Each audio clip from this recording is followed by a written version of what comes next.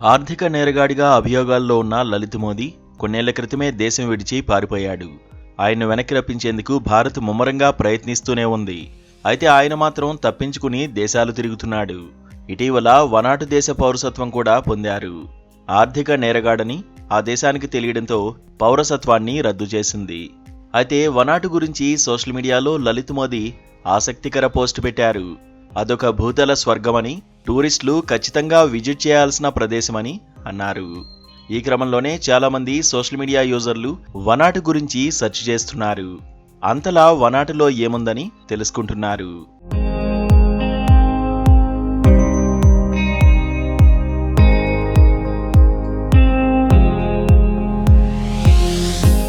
Vanuatu ఒక ద్వీప దేశం. ఉత్తర ఆస్ట్రేలియాకు 1750 కిలోమీటర్ల దూరంలో దక్షిణ పసిఫిక్ మహాసముద్రంలో ఉంది దేశం. మొత్తం 83 చిన్న చిన్న ద్వీపాల సముదాయంగా వైలెటర్ ఆకారంలో ఉంటుంది. 85 ద్వీపాలు ఉన్న 65 ద్వీపాల్లో మాత్రమే ప్రజలు జీవనం కొనసాగిస్తున్నారు.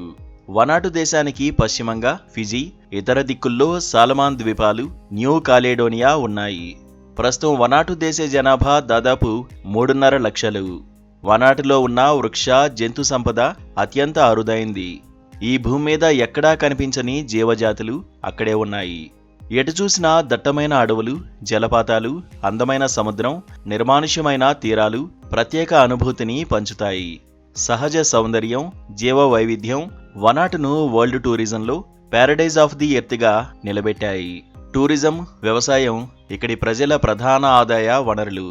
పర్యాటకం మీద ఆధారపడిన ప్రజలు కావడంతో పర్యాటకులను మర్యాదలతో ముంచెత్తుతారు. అలాగే జనాభాలో గ్రామీణ జనాభా ఎక్కువ, 80% వ్యవసాయమే చేస్తుంటారు. సంప్రదాయాలకు అక్కడి ప్రజలు పెద్దపీట వేస్తుంటారు. ఈ ద్వీపదేశంలో అగ్నిపర్వతాలు ఉన్నాయి. నవంబర్, ఏప్రిల్ మధ్య వర్షాలు, తుఫాన్లు సంభవిస్తుంటాయి. పసిఫిక్ రింగ్ ఆఫ్ ఫైర్లో ఉండడం మూలంగా భూకంపాలు షరామామూలుగా మారాయి.